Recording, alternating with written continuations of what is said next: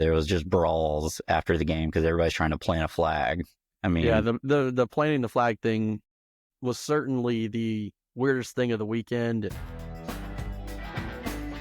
what's up, everybody? Welcome to the Nitro College Football Show. I'm Burl, And I'm Street.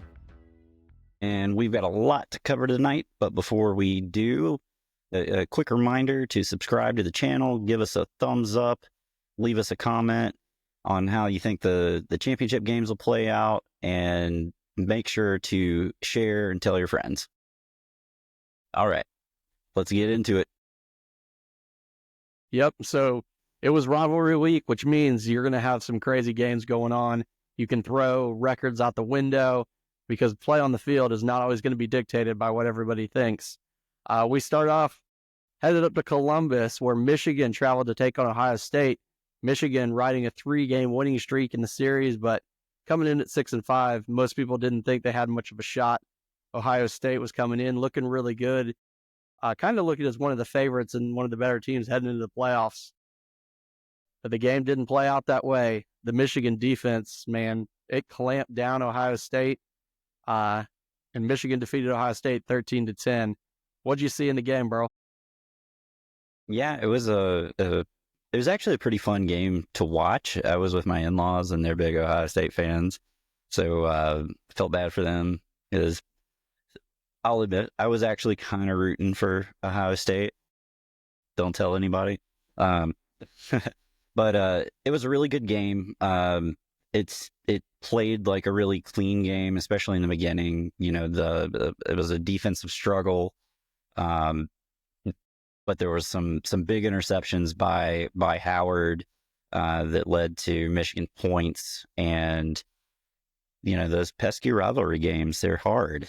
And, you know, thinking about the entire weekend, starting out with Friday, you know, there was Georgia Tech went 8 overtimes, and everybody's saying, oh, how did Georgia struggle with that? And we'll talk about that in a little bit. But then, you know, we see Ohio State lose to Michigan, and it really reminds me of Georgia, Florida in late 90s, early 2000s, wherein it was just it would seem like a mental block.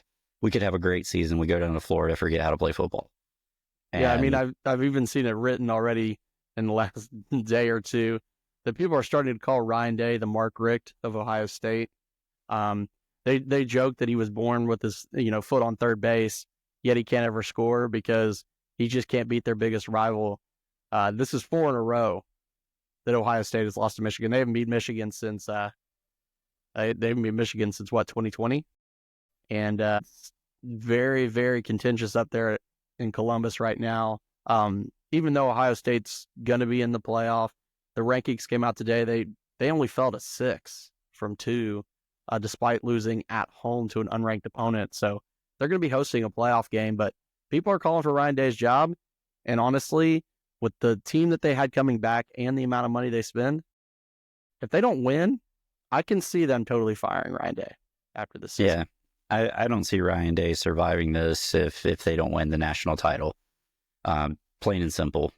And it's a shame for him because I think he really is a good coach, but I don't know that he's that leader that you need as a head coach. And Right.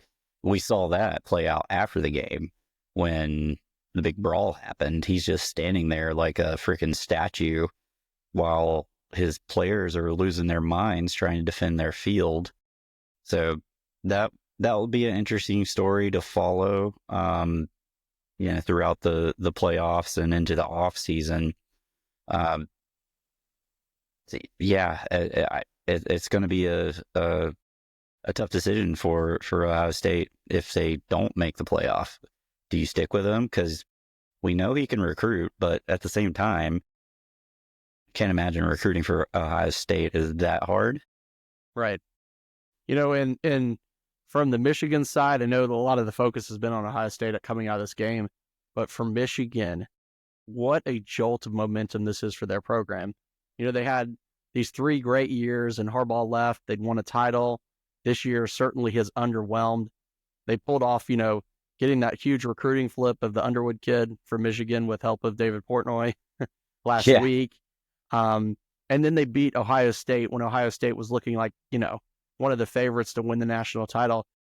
And they've flipped a couple other kids. This was a huge win for Michigan in the direction of their program. Now with 4 wins in a row over Ohio State, I mean, does it become a point where, Michigan is owning Ohio State despite Ohio State being this high profile program?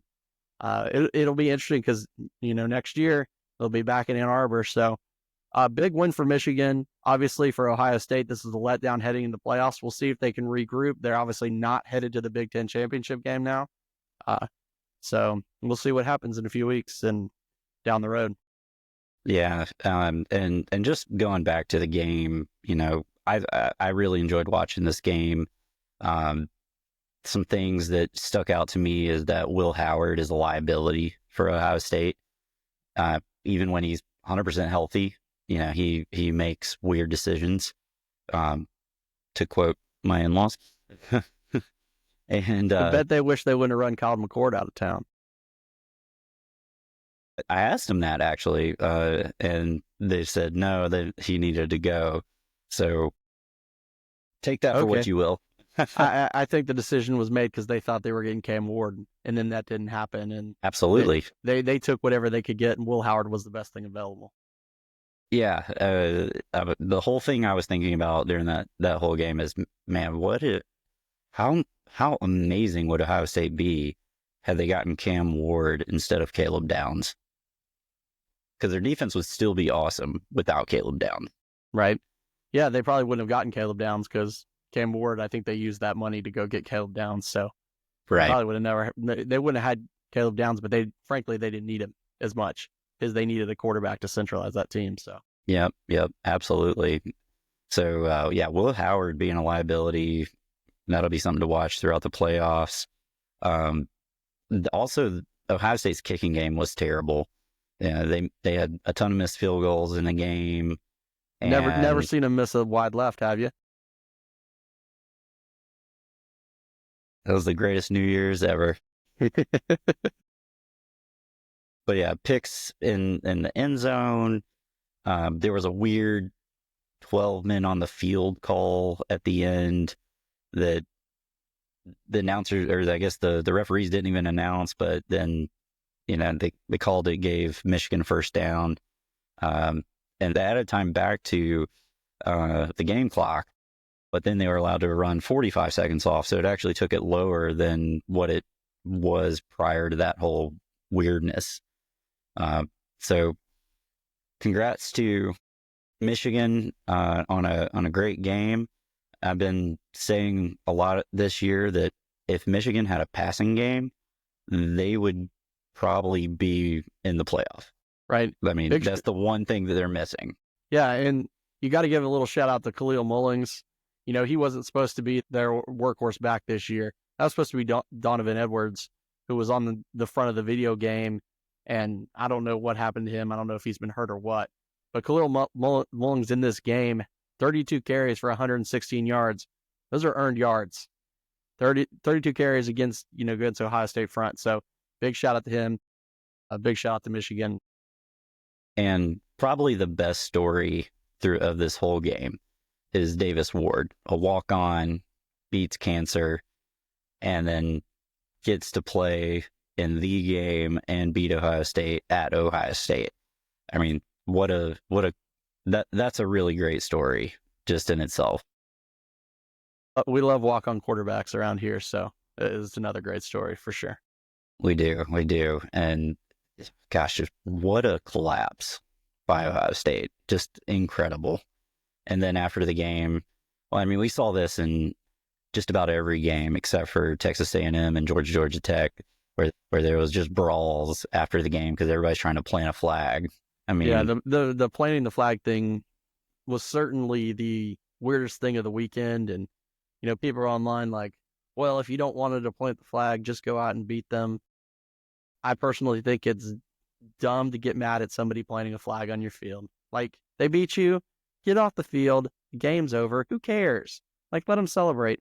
It's not a big deal. The players getting all up in arms about it, man, that's just dumb. Like, if Georgia would have lost that game on Friday night, we know Tech would have tore up the hedges. Georgia won, and so they didn't tear up the hedges, but we know what would have happened. Just let it go. It just is what it is. When you're on an opponent's field in a rivalry game, you're going to celebrate, and it's stupid. They want to cut it down, and they don't want the fights to happen. Then next year they need to impose penalties. There was back in, I think, 2003 or 2004, South Carolina, Clemson had a big brawl, and those teams ended up having postseason bans because they got into a big brawl after the game. So you put a little penalty like that, it'll stop it real quick. Absolutely. Yeah, I actually agree with you on that, and it's funny because Baker Mayfield, they asked him about it, and after this weekend, and he's basically the godfather of planting the flag, like the OG who did it, and he said same thing. Take your L, you had your chance, move on, get over it, go play football. So absolutely, that's what should happen. But I also think that they need to put in some restrictions about doing that. Just avoid the situation altogether. Yeah. I mean, there's some rule changes coming to post games, I think, after this season, between the early rushing on the field, the celebration and the fights. I think there's going to be some restrictions coming, social media type stuff related with players and stuff too on the field and things like that. I think there's going to be some changes coming. I wonder if they'll ever get to a point where at the end of the game, they will start having like the bulletproof plexiglass just surround the field, rise up out of the ground. I mean, you got places like Clemson where they drop the goalpost and just let everybody come on the field after the game anyway. If you want to stop teams from rushing the field early, as opposed to having all these penalties and stuff, maybe you just let it happen, and that way it becomes less of a, hey, we're doing something we shouldn't be doing, and it's okay. Don't do it all the time, but maybe you let teams have one a year or something. Well, speaking of doing that all the time, Georgia Tech does it all the time. Whenever they went out. Yep. So let's talk a little bit about Friday night's game. It was the Black Friday game. Clean old-fashioned hate that didn't really end with that much hate. It ended more with a sign of respect. I was at the game. It was freaking cold as could be, and Georgia came out and they looked like absolute dog. Tech was wiping the floor with Georgia. I mean, absolutely just having their way. Haynes King played the game of his life. There was talk, early in the week that he was only going to even play part-time and Aaron Philo was going to play a lot. Haynes King played the whole game, and he was a warrior out there. I know his shoulder was still messed up, and he managed to throw for 300 yards because Georgia couldn't figure out how to stop a tight end drag to save their lives. But he was also the focus of their rushing game. And Georgia Tech absolutely dominated Georgia the way that you would want to dominate a Georgia team, which is limit their possessions, hold the ball, and when they make mistakes, take advantage. It was an ugly game. Georgia was down 17-0 at half. They missed a field goal right before half, and that was their only real sign of life in the first half. But then the game continued on, and Georgia got some life going there in the second half.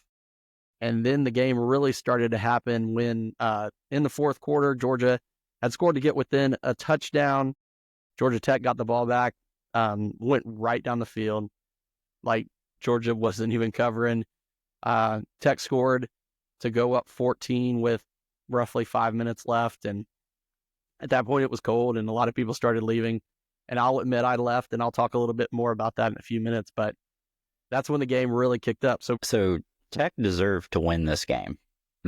By all accounts, they should have won this game. They outplayed Georgia. They outcoached Georgia and just dominated. I mean, beat the ever-living dog out of the dogs. It was brutal to watch. It was as bad as the first half against Alabama. Just, my God, what's going on? I mean, it didn't feel like it was going to be out of reach until we missed the field goal and had 0 points going into halftime. Yeah, You know, I think the difference you said there, the reason it didn't feel as bad or out of reach at the beginning of that Alabama game was we weren't giving up huge explosive plays the way they were at Alabama. It wasn't 80-yard touchdowns, but it was 10 yards here, 15 yards there with no stop. And when they got to second and third down, they were converting. Georgia did okay, especially in the first half on first down. They were getting 2 or 3 yards, but then second and third down were rough. yeah, yeah. Um, I want to bring this up. So Carson Beck is actually great. He's And actually been great the last few weeks, for sure. Great. 5 touchdown passes in this game. 5 against your rival. So after all the interceptions and all the drama and all this other stuff, he finishes with 28 touchdowns, 12 interceptions. That's a pretty doggone good ratio. Led the SEC in touchdown passes. Just an amazing, amazing season that he's had. Even with all the ups and downs, you can definitely tell over these past few games that he actually learned from those mistakes. And that's a sign of a really good player, in my opinion, to be able to do that. And to do it with an O-line and a receiving core that have frankly not been very good. They just haven't. At the beginning of the season, Georgia could pass block all day long and you had all the time in the world, but we couldn't run the ball. We have yet to be able to truly run the ball this whole season. And as the season goes on, we have injuries and the play just gets worse and worse and worse. And even in the game this week, it was rough to watch, especially that first half, because you had Arian Smith dropping passes, and it was just a calamity of errors there. So props to Carson Beck for, being extremely resilient and hanging in there and actually ending up with a really great season. The one thing I would have liked to see, and I know Kirby was letting his seniors play a senior day. I get all that. But we didn't have the same cast of characters that we've had the last 2 games on the offense. No Nitro Tuggle, no Sokovie White, none of the, barely saw London Humphreys at all. And I think that was one of the things that really stood out to me because, last week we were like, oh, I think we found our players that we're going to ride with the rest of the way. But then we just reverted back to what we had been doing. I mean, so, I think part of that was in the first half, Georgia just didn't ever have the ball. They had a couple of 3 and outs. They got the drive going, and then we had the fumble, by Dominic Lovett. So Georgia just didn't really have the ball in the first half. I think at one point the time of possession was 31 minutes to 13 minutes. So that would be late in the third quarter. Georgia straight up just didn't have the ball. A couple of drops a drop by Arian Smith and a drop by Dominic Lovett and a fumble. I think Georgia only had the ball 4 times in the first half, 2 punts, a turnover, and a missed field goal. And that's kind of my point. Different players make different outcomes, but it is what it is. Hopefully you get it figured out for Texas. But I'm not calling this a great win. It's a really good win. It shows that the Dogs have a lot of heart, resiliency, all the stuff that Kirby, talks about all the time. And it's absolutely true because they could have packed it in. 17-0, it's cold as hell. You're playing like crap, but they hung in there, had a few things go their way, and really the story of the game is the walk-ons. Dan Jackson and Cash Jones. Right. I think you said it there that this team is resilient. If you saw the highlight video that Georgia put out yesterday, Kirby's always got these messages that he leaves at halftime. And one of the messages that he said to the team as they were going back out for the second half, he said, if you don't believe, don't come out with us. He said, we believe in this team and we're going to get it done. And when the chips were down there, 5 minutes left in the game, Georgia moved the ball right down the field. They scored a touchdown. Tech got the ball back. They were near the point where they could probably close the game out. And as you said, who came through? Dirty Dan Jackson, laying into Haynes King, putting a hat on the ball. I don't believe all the controversy. It was not targeting. He put his helmet in the guy's chest on the ball. Haynes King lowered into him. He caught top of his helmet, caught Haynes King's face mask because he was leaning into it. But he's not a defensive receiver. He's running with the ball toward the line. Perfect hit. Georgia recovers the ball, gets the tying touchdown, and then we head to overtime. And man, what an overtime it was. Both teams traded scores there in the first two overtimes. As you mentioned, London Humphreys showed up there in overtime, caught the touchdown. Finally. And then it became a game of who cannot make 2-point conversions because neither team could. Starting in the second overtime, go for two after touchdowns. Both teams were stopped. And then over the next 6 overtime periods, there were three successful 2-point conversions out of 12. It's insane. 2-point conversions are hard. 2-point conversions are hard, but you would think the way that Tech had ran the ball the entire game and moved the line that they should have just been running the ball. But I think the reason they didn't is Haynes King was dead. Like, he had nothing left. There's the joke online that showed the, college football video game where it shows the player's body. And it was like, this is Haynes King, and the whole body was red. Like, that dude, like, if you saw him in the post game, I mean, he had nothing left. He carried the ball 30 times, and he threw it like 25 times. Like, he took an absolute beating, and he showed out. I mean, Haynes King, absolute dog. Yeah, I mean, people forget he was one of the top players in the country coming out of high school, and he went to Texas A&M and he got hurt.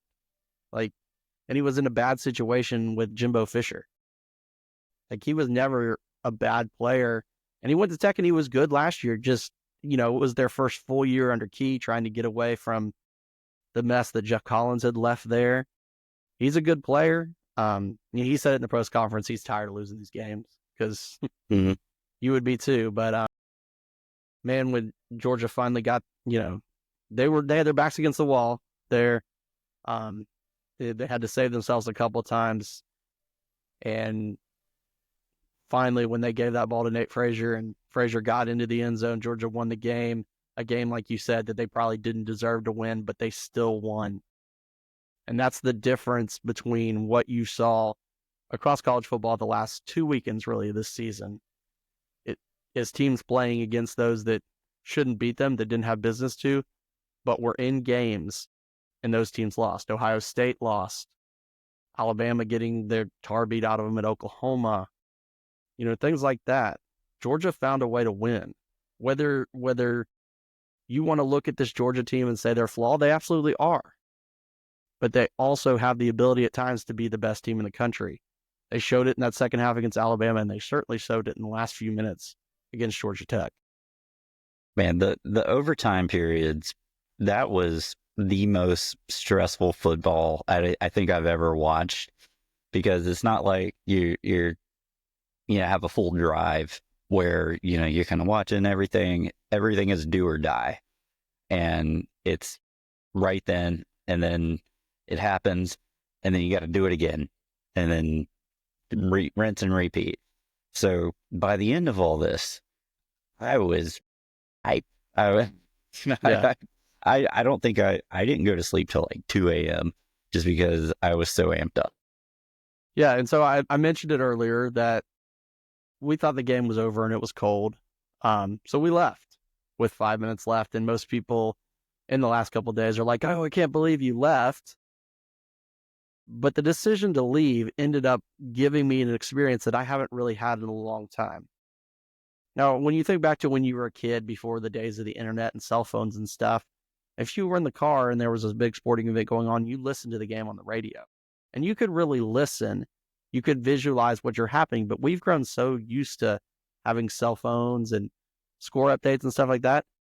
When was the last time you actually sat down and listened to a sporting event and paid attention to it on the radio?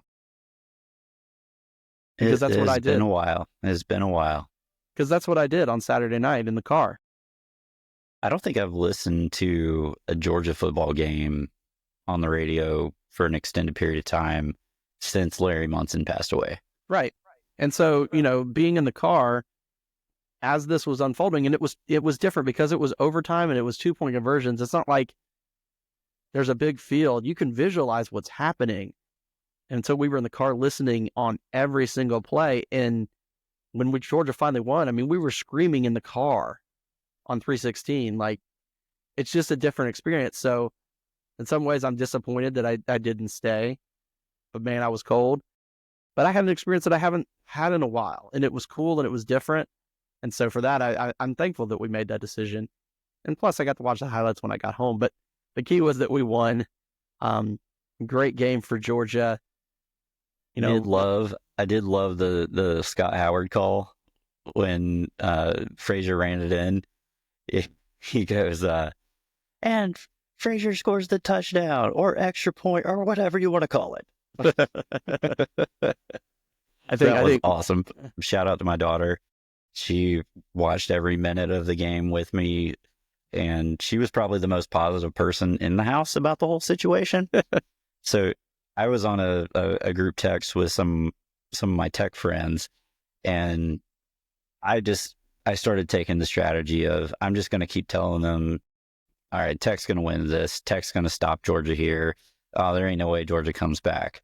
And my daughter's getting on to me like, Dad, you need to be positive. It's like, it's okay, honey. This is a strategy. Well, yeah. So speaking of emotion, earlier in the day on Friday, we had the Egg Bowl go down. Ole Miss taking on Miss State. Ole Miss coming in disappointment after dropping that game at Florida. Miss State coming in at 2-9. This is always one of my favorite games of rivalry weekend, but to be honest, this was kind of a stinker. It really was. Ole Miss, they just didn't look like they wanted to be there for most of the game. That was the vibe I got for you Gen Zers, the vibes. Dart was just subpar. I think he ended up with like 140 yards passing. Yeah. And broke the school record, barely for like all-time pass yards.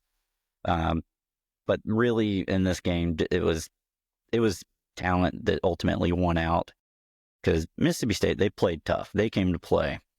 And Van Buren, their quarterback, I think he's actually pretty talented. He had a couple flashes against Georgia. Yeah, he played great against Georgia. As a true freshman forced into that position, I think he's got a future, that's for sure. Yeah, maybe not on Mississippi State, but you never know. I mean, the way guys are jumping in the portal already, there's going to be a lot of new starters all over the country. The portal the last 2 days has been nuts. Yeah, it wouldn't shock me if like someone like him went to Michigan, because they obviously need a quarter. Well, I mean, I'm pretty sure they're going to be starting that Underwood kid next year. But you think so? That's right. Yeah, absolutely. They wanted. Yeah, thanks to Barstool and the Google and guy. the wife of Larry Ellison. Yeah. The one highlight for Ole Miss in the game was Ulysses Bentley. He was the star for Ole Miss. He had 136 yards and a touchdown. Like I said, they kind of just went on cruise control. Mississippi State had scored 14 points in the first quarter, and then after that, it was Ole Miss. Ole Miss gets the win, 26-14. They finished the year at 9-3. Disappointment after the win over Georgia. Based on the playoff rankings tonight, they're out. So we'll see what happens. We'll see if Lane sticks around. I don't know. This might be it for Lane. So we'll see. Yeah. Lane had some great tweets over the weekend after this, just making his case for Ole Miss to be in the playoff. And honestly, he got me convinced. The teams that are ahead of him, he beat, and point differential and all this other stuff. So he was on point with that, and I was convinced that my vote would have been Ole Miss to make that last spot. But Yeah, they don't have an A on the side of their helmet. I was about to say, yeah, on their jersey. They don't have A's on their helmets either. But the SEC office isn't just up the road from their campus either. So it's true. You don't piss off your neighbors, right? Yep. So moving on Saturday, we had a team who looked like they were headed toward the college football playoff, and now they will not be going to the college football playoff. And that's Miami, who went up to Syracuse to take on former Georgia assistant Fran Brown. And the Fighting Fran Browns and Kyle McCord took it to Miami. Kyle McCord, 380 yards passing, 3 touchdowns to rally Syracuse from a 21-point deficit and just dashed the end of Miami's, this season they had with Cam Ward was leading the Heisman and everything. They lost that game to Tech and everything just went downhill from there. Cam Ward still had a pretty good game in the effort. He had 349 yards passing, but, when Miami joined the ACC, they put them in separate divisions from Florida State with the goal that every year it would be Miami and Florida State in that ACC championship game. Miami has never won the ACC, and it won't change this year. Yep. Yeah, and if you take Cam Ward off Miami, they probably end up like Florida State. I don't think they were that bad. I mean, they're pretty bad. They're pretty bad. I mean, from the games that I've watched, Cam Ward is Miami. Like, without him, they can't do anything. They really can't, because the defense isn't that great. And if Cam Ward isn't making plays on offense, then they don't score. But it was a really good game, though. Syracuse tied it up in the third, and then Miami answered really quickly with a touchdown, and that's when I was like, oh, man, Cam Ward is Miami. And and then there was a bad holding call on Miami that really just looked like a pancake to me. But yeah, officiating in college football, we all know what that is nowadays. But then that was followed up with a Syracuse fumble and a big run by Miami. Then Syracuse got the scoop and score to take the lead right after that. So it was very back and forth. And ultimately, Syracuse held on. And it was a really, really great win for them and for Fran Brown. And I thought it was really cool how he gave a shout out to Kirby and thanking him for sending him a text before the game. Yeah, great first season for Fran Brown as a head coach at Syracuse. They went 9-3 this year, 3 wins over ranked teams.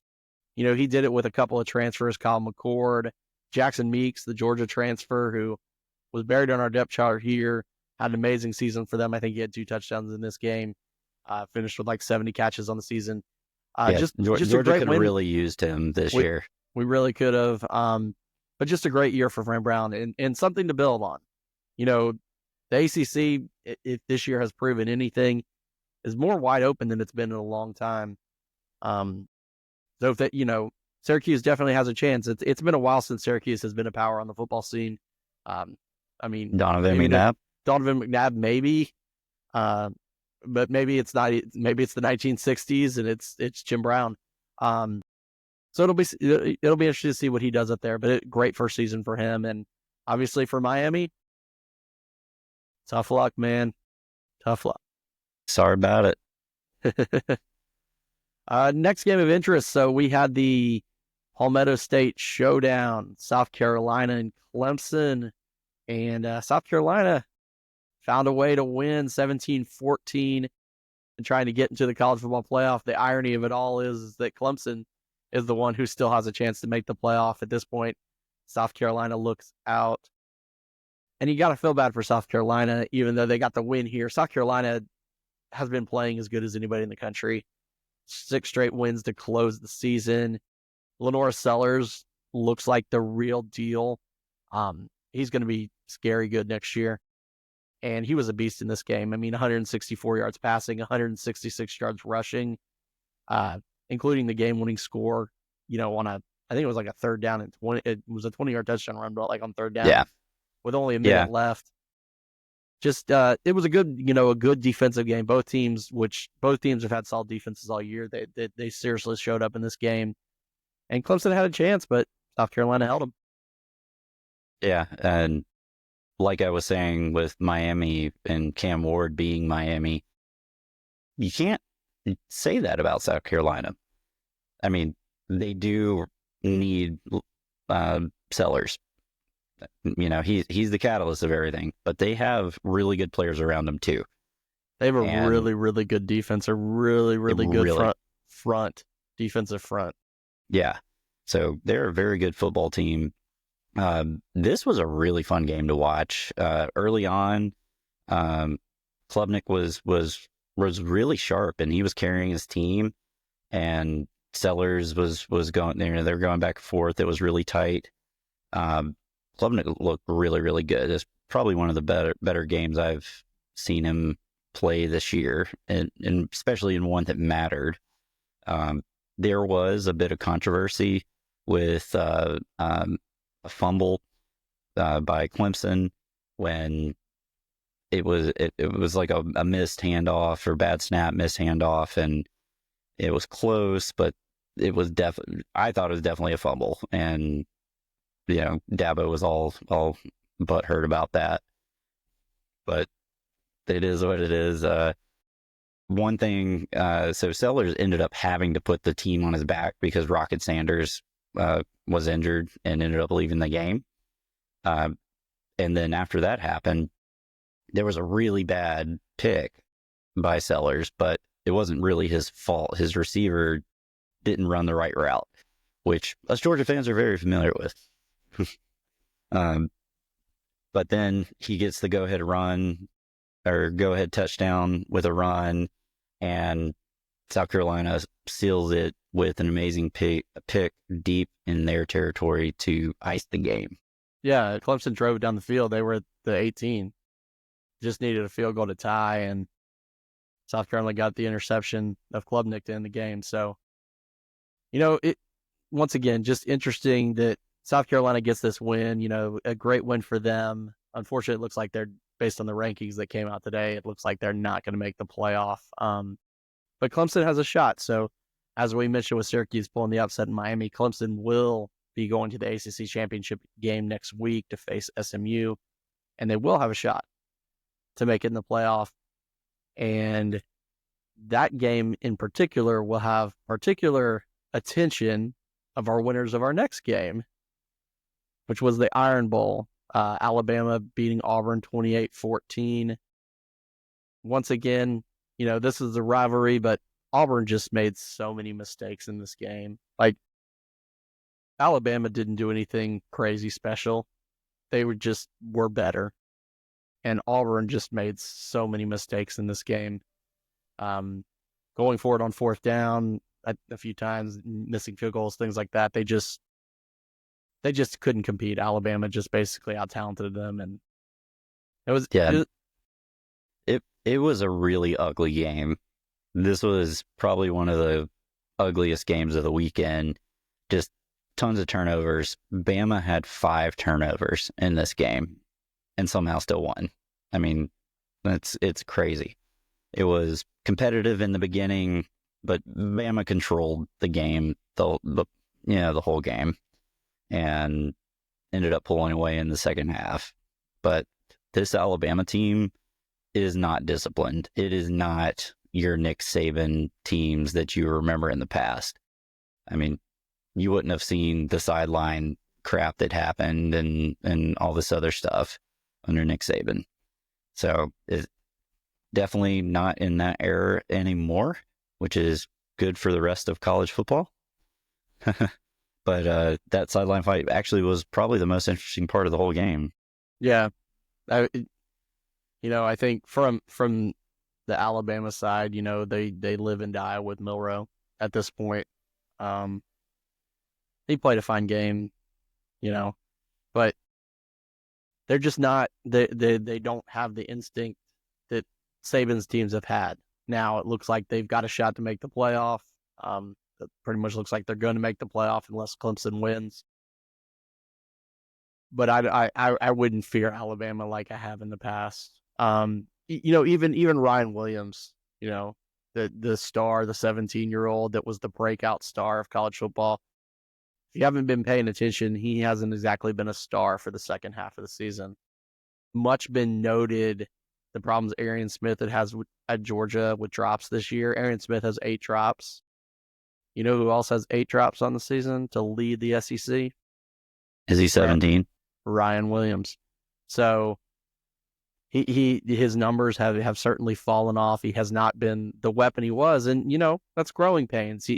As you said, he's a 17-year-old freshman starting in the SEC, but this just hasn't been the year for Alabama in the same way. They lost their defensive captain a couple weeks ago.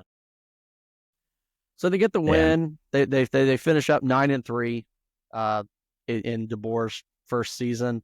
We'll see if they sneak in the playoff, but just not the threat I think that they've been in years past. Oh yeah, I agree. So we also had Texas and Texas A&M battling for the spot in the SEC Championship. My pick last week was really bad on this one. I thought Texas A&M would show up to this game. It's at home. Everybody else in the SEC seems to be having trouble on the road, but maybe this is like, that Ohio State, Michigan situation where Texas A&M hates Texas so much that they just can't get out of their own way. Yeah. to beat them. From both sides of this game was a defensive battle. Certainly, the defenses looked really, really good, and Ewers was actually really sharp. Yeah, he was okay. They mixed in Arch Manning a little bit. Designed Arch Manning actually had one of their touchdowns, and they ran the ball well. Texas did. Yes, they did.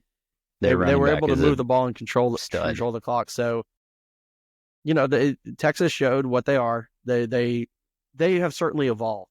I think before the Georgia game earlier this year, people thought they were this, good defense and this offensive football team. But what they've turned into is a team that runs the football and plays good defense. They really have. They've become a ball control defense. They haven't been blowing people out of the way, but I do feel like they've been playing actually more solid football the last few weeks. They didn't blow out Kentucky, but they played fine. They didn't blow out Texas A&M, but they controlled the game. A little bit more of a throwback team, a little bit less of the flash that you would think with the offensive star power that they have. You would think this great offense, but that's not really them. But yeah, Texas wins the game. This game had a lot of emotion, being the first time these two teams have met since A&M left the Big 12 in 2011. That Texas stadium was wild. It was. But Texas gets the win. They're going to move on to the SEC Championship game to face Georgia. So we'll talk about that in a little bit. But yeah, not much else to say there. One game that flew under the radar was the Notre Dame USC game. And I watched this entire game. And USC was keeping it close. It was a really big game for Lincoln Riley, and they ended up not pulling it out. So he's going to have to deal with some stuff during the offseason, even more so than this previous year. Riley Leonard was really, really good in this game, especially with his legs. Had some really big runs. And the USC offense was really good. They were able to throw the ball on Notre Dame pretty well. But Notre Dame's defense ended up stepping up, and Notre Dame's running game is really, really good. Yeah. It is really good. Yeah. And that's what, having Riley, a problem. Yeah. Having Riley Leonard back there too, he's a big physical runner. That's what he was last year at Duke. And Notre Dame certainly, Notre Dame known for good offensive linemen and running games. But yeah, you're right. They have been playing much better. I think, a lot of people wrote them off when they lost to Northern Illinois, and they had some struggles early in the year, but they're going to be tough. They're going to be hosting playoff games. They're going to be rested because obviously they don't have to go to a conference championship game. So should be Yeah. should be interesting to see what they do in the playoff as a rested team. I think they're going to do some damage in the playoffs. I really do, because when it gets this time of year, the teams that win can play defense and run the ball, and that's exactly what they can do. Especially if they're playing a game up there in South Bend, you never know what the weather's going to do, and if you can hold the ball and move it, that'll help you out in the cold weather.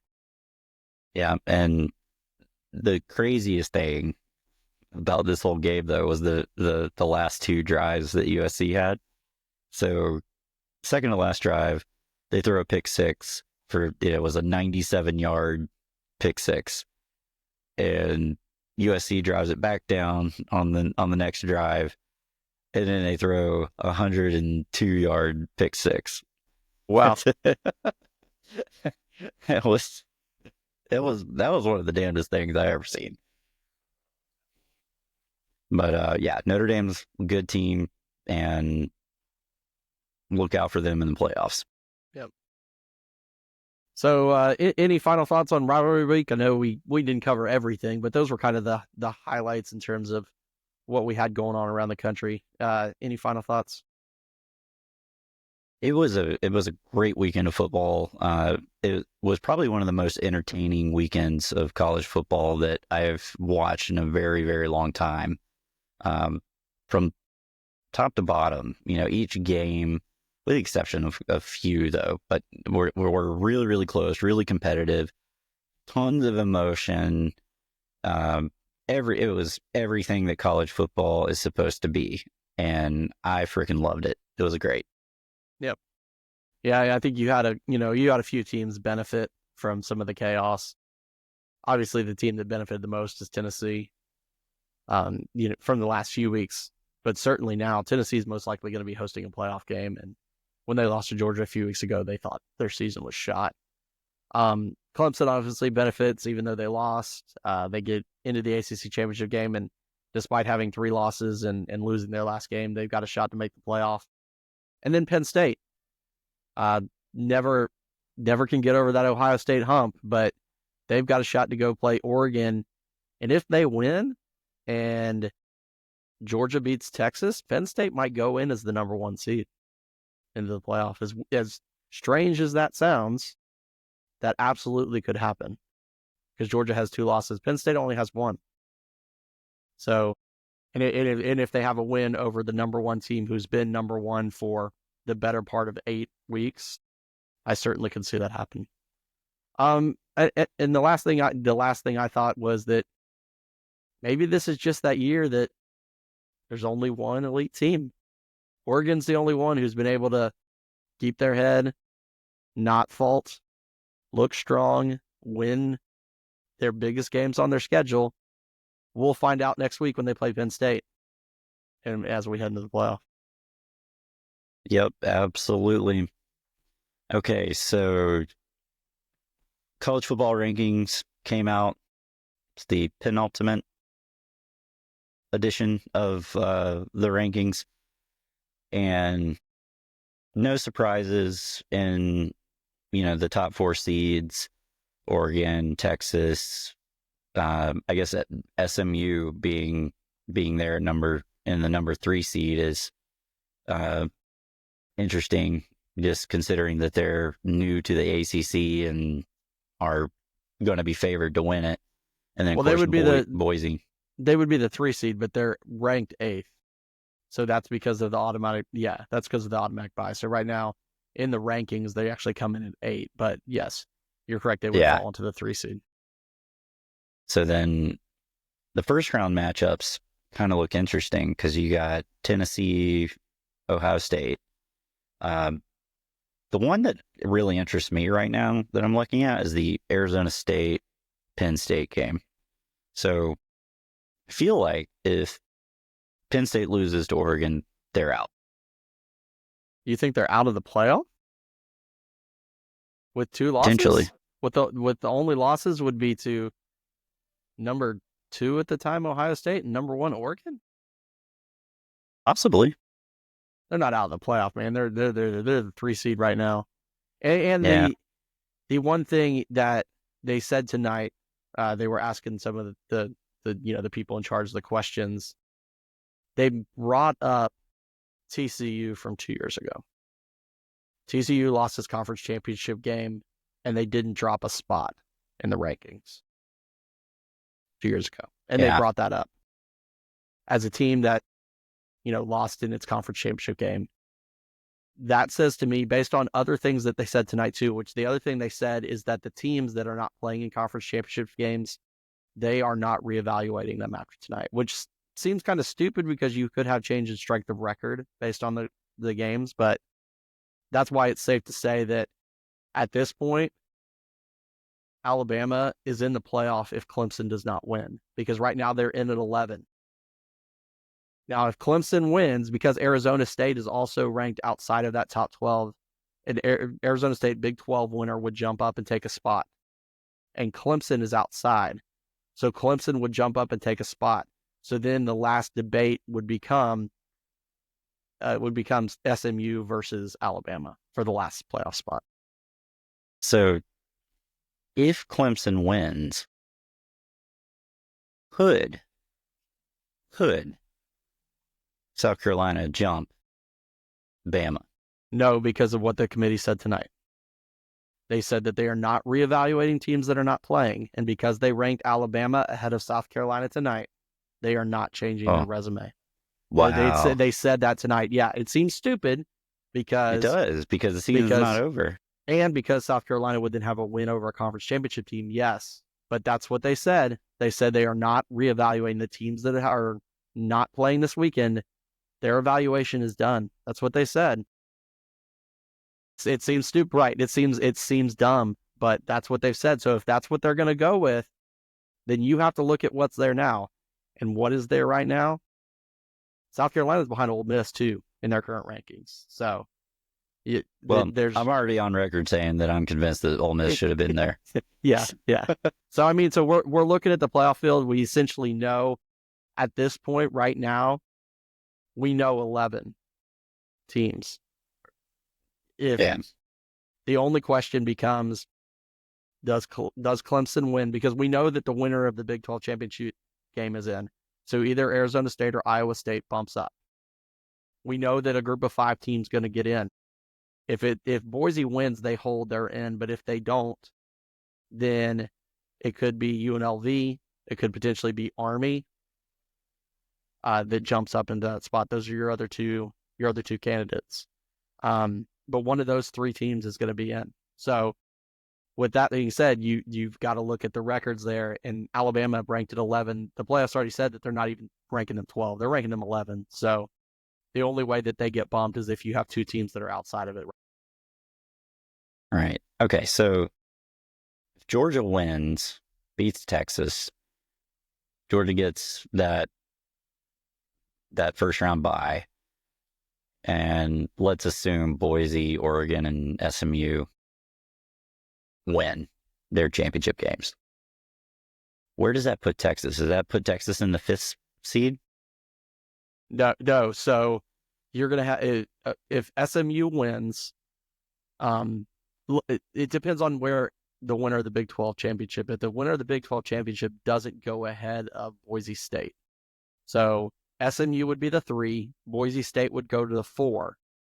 After that, your 5th seed right now in the current, it would be Penn State. But Penn State would have lost to Oregon if Oregon holds.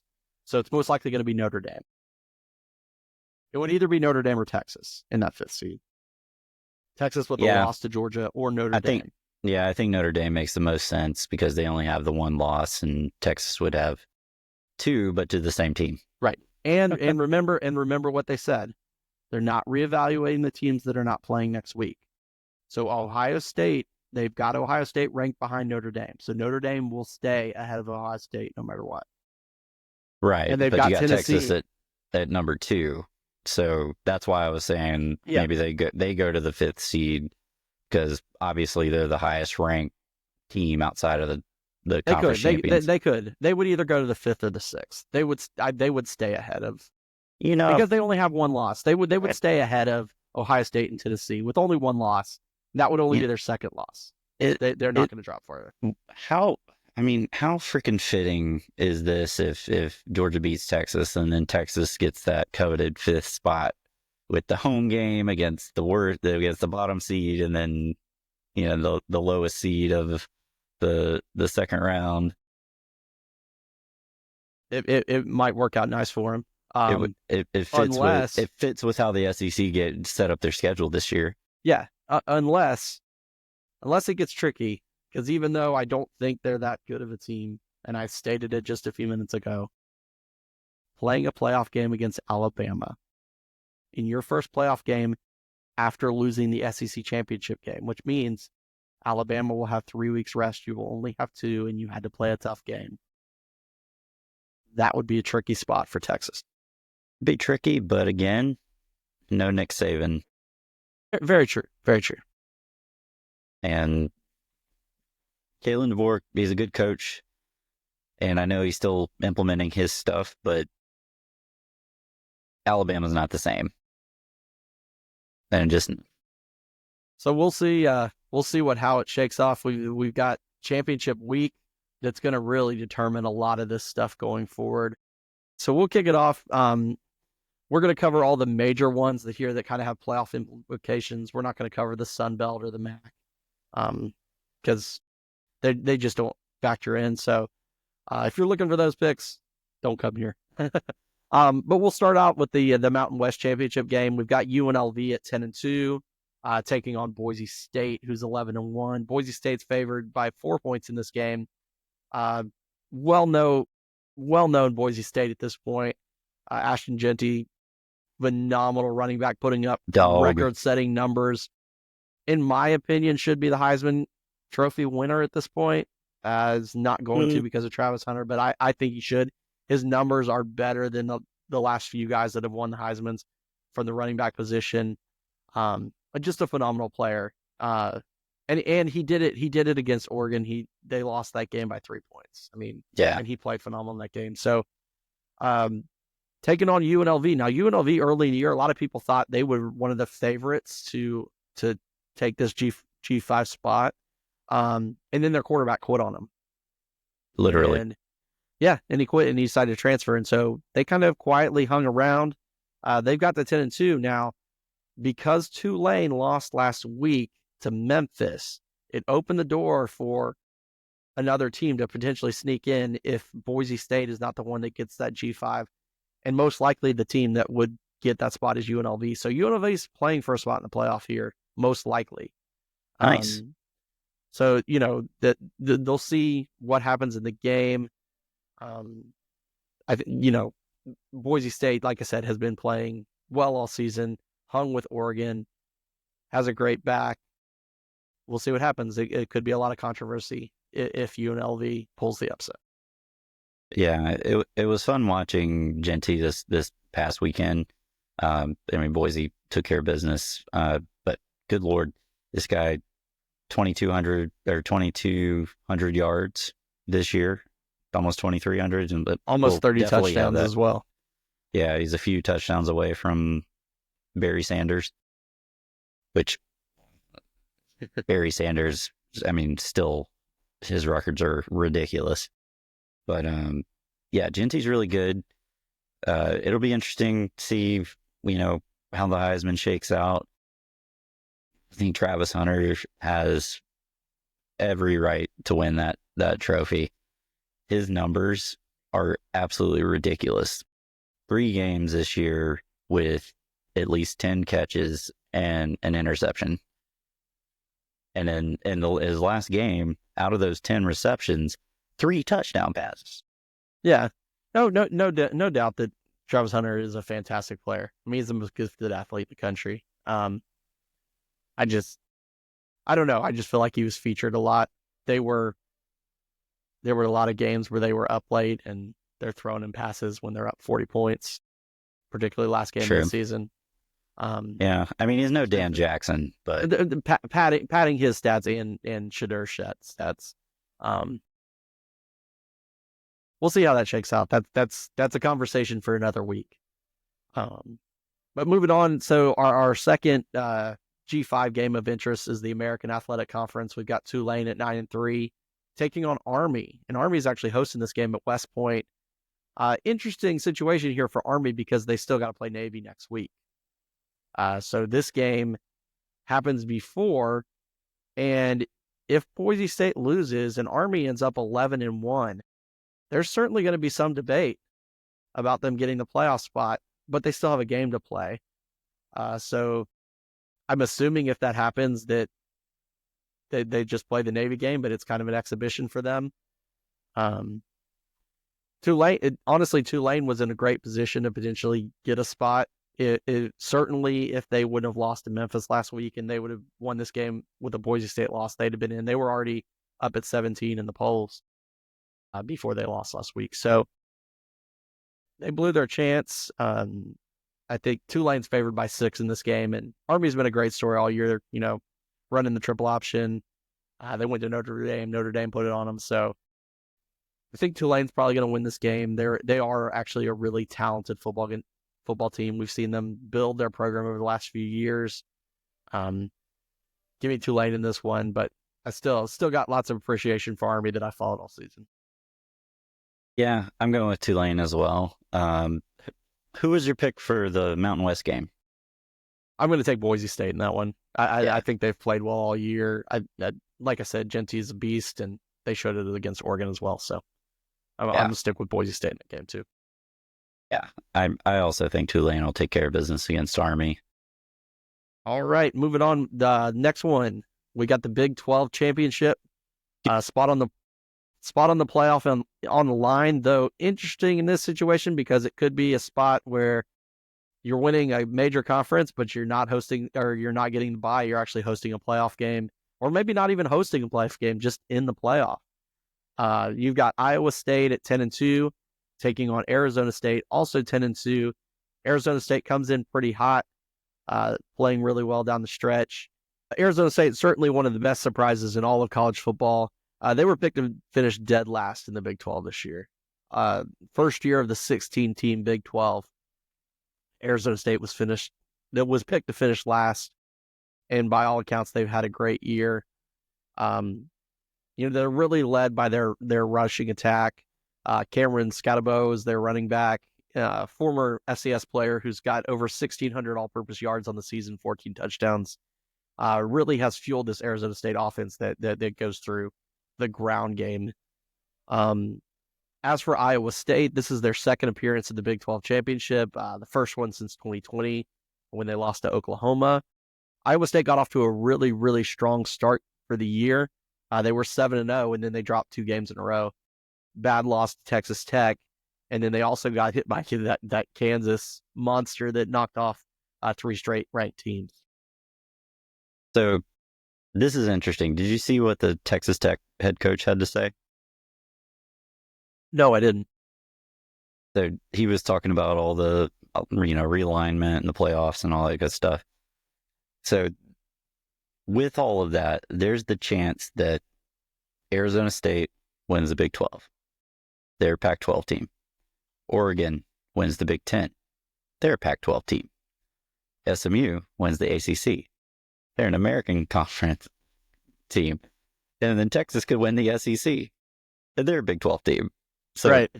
Nobody from the actual homegrown part of the conference, we might not have any winners this year. Yep. That's wild. That's the new world we live in. It's the new world of realignment, transfer portal, all of that jazz. New world order, brother. All right. So who you got? Well, I think the real challenge in this game for Iowa State is that they're not that good on rush defense. They're 99th in the country versus the run. Like I said before, Arizona State likes to run the ball. Give me Arizona State. Give me the story. Give me them by a good bit in this one. Yeah, I don't see Arizona State losing this. They got a lot of momentum. Their coach is, fire plug. He's rowdy and kind of fun to watch. At least his press conferences are fun to watch. But yeah, and it's just a great story. Arizona State all day. So up next, we have the ACC Championship game. Clemson, who backed into this game, is taking on SMU at 11-1. SMU is favored by 2.5 coming into this game.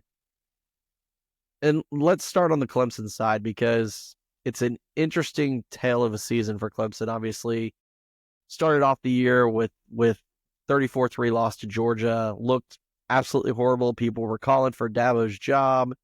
And then they went on a run, and they looked really good. The offense was looking great. Klubnik was looking like he might be a Heisman candidate. And then they lost to Louisville. Once again, they looked lost, and they lost a game they shouldn't have lost. And they were playing good again, and then they played South Carolina, and they dropped that game there.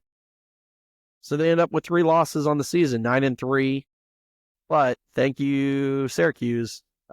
Syracuse knocking off Miami gets Clemson into this game, and we'll see what happens from there.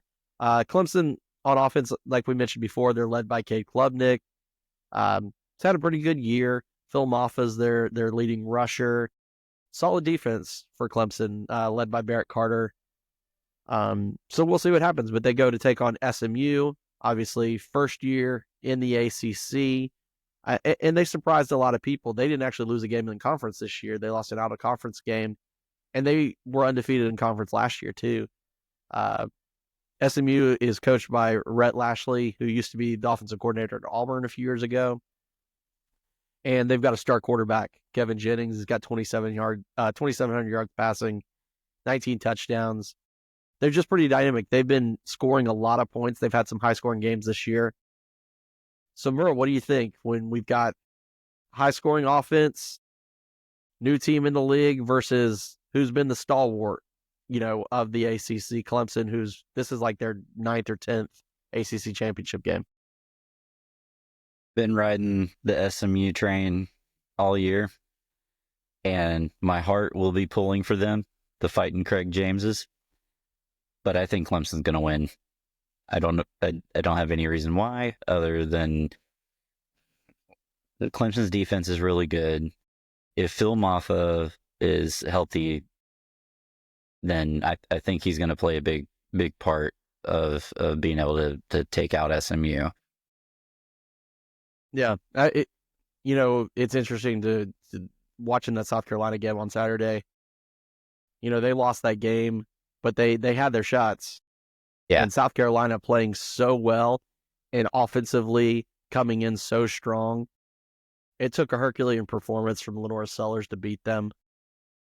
And I've seen Clemson in person, the first game of the year, the Georgia game, where they shut Georgia down pretty much for a half. That Clemson defense is still really strong. And I think when foot hits the leather, it's going to be Clemson getting the win here too, unfortunately for SMU. But maybe Clemson keeps Alabama out of the playoffs, so maybe that's a good thing for us Georgia fans. Maybe. Yeah, and SMU's defense is not South Carolina's defense. No, absolutely not. And that's a big reason why Clemson lost. South Carolina's defense is just really good. Man, we got to stop agreeing on everything. All right. So moving on, we've got the Big Ten championship game. Penn State, much like Clemson, also backed its way into this game with Ohio State losing to Michigan. We got Penn State at 11-1, taking on Oregon 12-0. Oregon's favored by 3.5 in this game, which I think is incredibly low. I think that's incredibly low. We know what these teams are. Penn State, they're getting in because Ohio State lost. Their schedule was not tough this year. They beat everybody they should. Drew Aller's a good quarterback. They play solid ball. James Franklin's a good coach. But I thought Penn State was one of the weaker teams that has one loss this year. Oregon, on the other hand, has played great all year. They're one of probably the only team right now that I can even see potentially saying is an elite team. Dan Lanning in his third year there, man. He's taken what he learned from Saban, he's taken what he learned from Kirby, and he's brought it up there, combined it with the money that they've got coming in and joining the conference. It's been a pretty good marriage up there. At this point, both teams are going to the playoffs, so interesting because like I said, I think they're both in. I did see online that you can get tickets for this game for like $12, and I know Indiana is far away from Oregon, and it's not exactly close to Pennsylvania either, but $12. Yeah. The conference championship landscape has certainly changed, but like I said, I don't see James Franklin getting over his hump of big teams here. I think Oregon has been on a mission this year after missing the playoffs last year because they couldn't beat Washington. With everything that's lined up, I think Oregon's going to win and win their first Big Ten championship, their first year in the conference. Okay, just for the sake of argument, I'm going to pick Penn State. Okay. But I do have what I think are valid reasons. So, yes, Oregon has been very consistent all year, but they have struggled.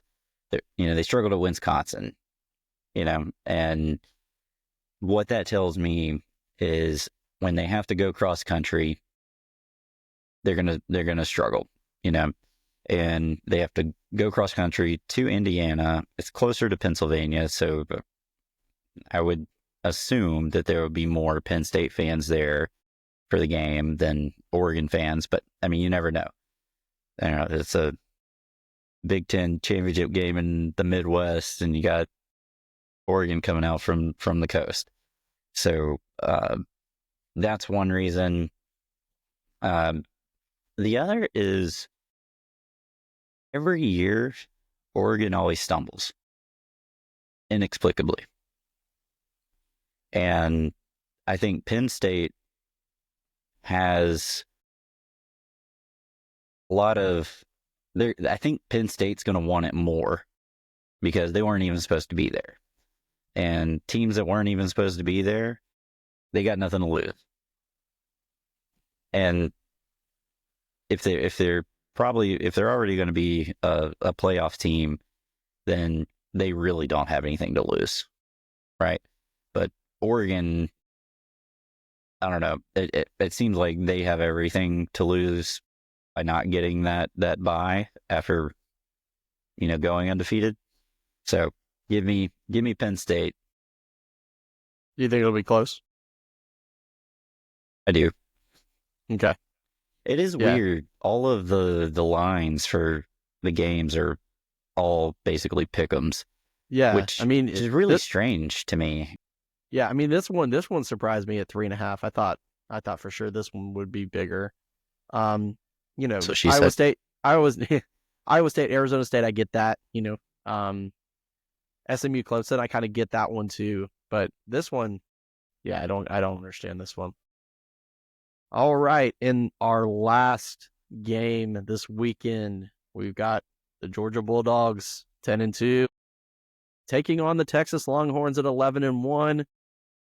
I mean, what else has been said? That one in the 11-1 is Georgia, and that was a game that Georgia went into Texas. Georgia was coming off having already lost to Alabama, wasn't looking great, and absolutely beat the crap out of Texas in that game. 30-15 game that was not really that close. The only reason it was close is because Carson Beck kept throwing them the dang ball. Yeah. We beat them by that much without an offense, basically. Right.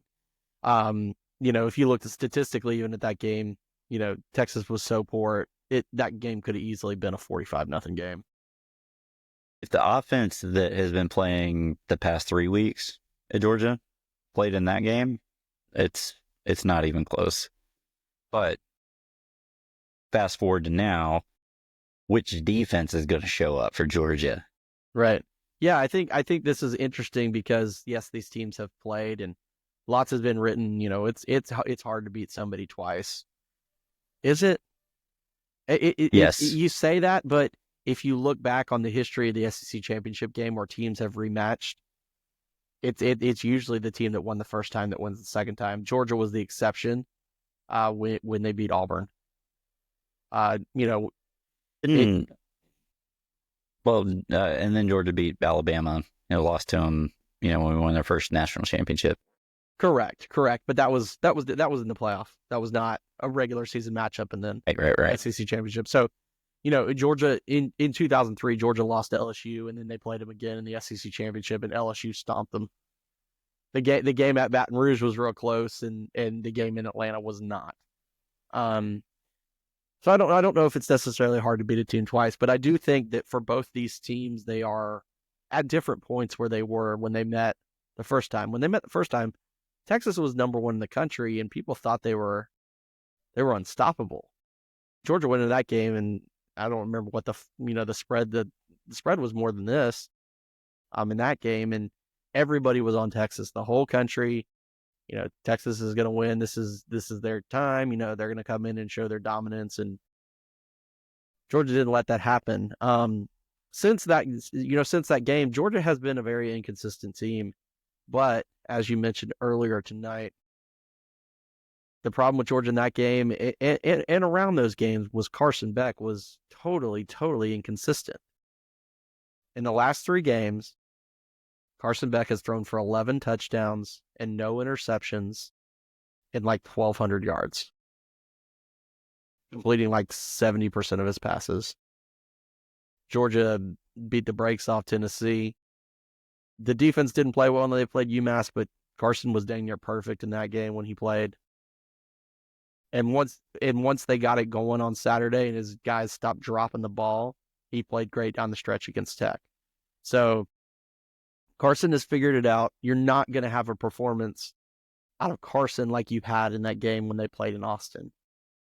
Now, that being said, in that same time, the Georgia defense has not been as consistent. They have not played as well as they did that day in Austin. But they still have that ability. They played a great defensive game against Tennessee. So the ability is certainly there. It's just been more inconsistent. So I don't expect Georgia to play as well on defense as they did against Texas the first time. But I also don't expect Georgia to have, 3 interceptions out of Carson Beck. So when I look at this game, when I think about what's going to happen, I think it's going to be close. I thought it was going to be close the first time, and it wasn't. I think this is going to be a close game. I look at the experience of the teams. I look at the coaching. And I don't see a way in which a Georgia team that dominated Texas at their place with their quarterback throwing 3 interceptions, coming back, playing in their home state with a chance to have a playoff bye with a Kirby Smart head coach not showing up to play. Give me Georgia 27-24. Nail biter there. Yeah, it's going to be. So the way I see this game going is, I feel like if Georgia's going to win, they're going to dominate. No, that's not true. If Georgia wins, it will be close, or Texas is going to blow us up. That's my feeling on the game, just because of how inconsistent Georgia has been. They're either going to show up and say, all right, it's playoff time. We're going to get it together for this game. And if the real Georgia shows up and plays a complete game, or even if it's a complete 3 quarters, Georgia wins easily, because you've got studs on defense getting after the quarterback, and the offense humming along the way it's been. That's an unstoppable combination. That being said, the thing that worries me a lot is fear of the backup quarterback. And the reason I say it is not just because of the past with Alabama. Yes, we've seen that, and we've seen it with other quarterbacks. But with Texas, I think we can handle Quinn Ewers. I think our pass rushers will be able to get home against him for sure. I think Texas has some offensive linemen that are still injured, might be coming back. Yeah, it Not sounds sure. like Banks or Blanks, whichever their main left tackle is out. Yeah. So that bodes well for Georgia, especially with our two big dogs there on the pass rush. Um, Arch Manning presents a similar problem that Haynes King presented, and Texas watched that game, and if you watch the Texas A&M game, they only brought Arch in to run the ball, really, and he ran it really, really well against A&M. So I feel like there's going to be a little bit of that happening.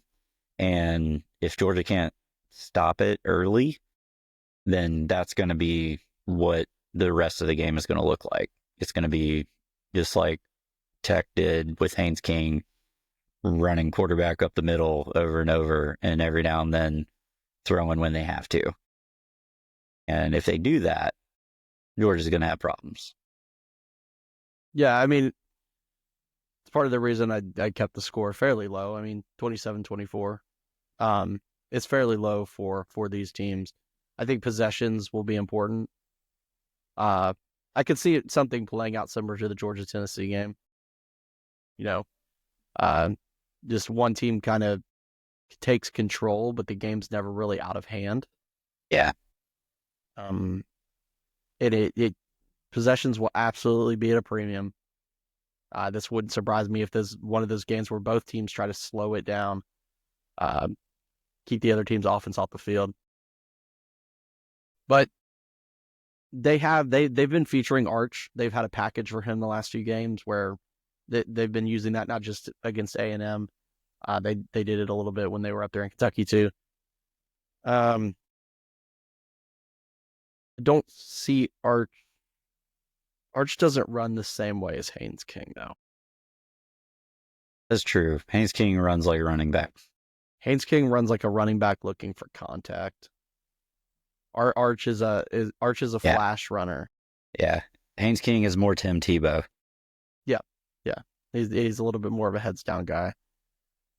Yeah. It's yeah. I mean, that presents an option, and then part of the reason that I say that there's little to no chance that Georgia has a defensive performance like they had in Austin.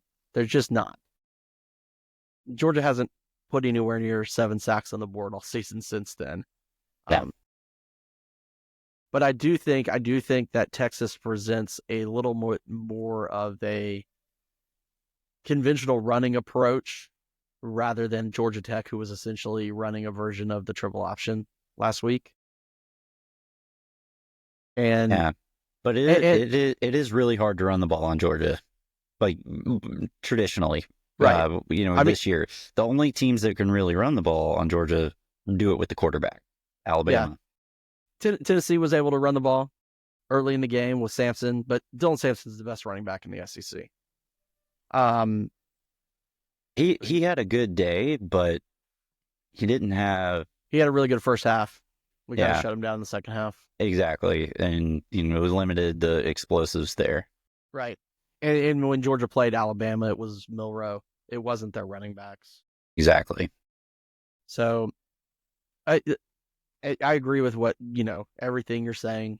To me, I don't see a blowout. I just don't see a blowout for anybody in this game. I think these are two teams that, like I said, have matured and grown since then. The faults that both of those teams had in that game are not what they're showing now. Georgia's faults were turning the ball over. They were in the midst of Carson Beck being, interception city. And Texas was in the middle of, Quinn Ewers was kind of hurt a little bit, and they were trying to throw the ball a lot. And since then, they have transformed into more of an SEC, old school SEC team. Run the ball, play defense, limit possessions. So, to me, all of that screams nobody's going to blow anybody out. I think these teams are too good for that. Close game. I just lean, like I said, at the end of the day, I lean on experience. I lean with the team that's got the coach that's been there. I'm going to put my rose-colored glasses on and say that Georgia shows up, plays a fairly complete game, and not necessarily a blowout, but comfortable at the end, 28-17. Okay. Well, all right. Well, that'll wrap us up for our conference championship week preview. We will be back next week to cover everything that happened, the fallout, and to cover what we'll have as our first 12-team college football playoff bracket. Once again, thanks everybody for watching the show and listening. If you like us, leave us a thumbs up, subscribe to the channel. It really helps us out. And we'll talk to you again next week. Go Dogs. Go Dogs.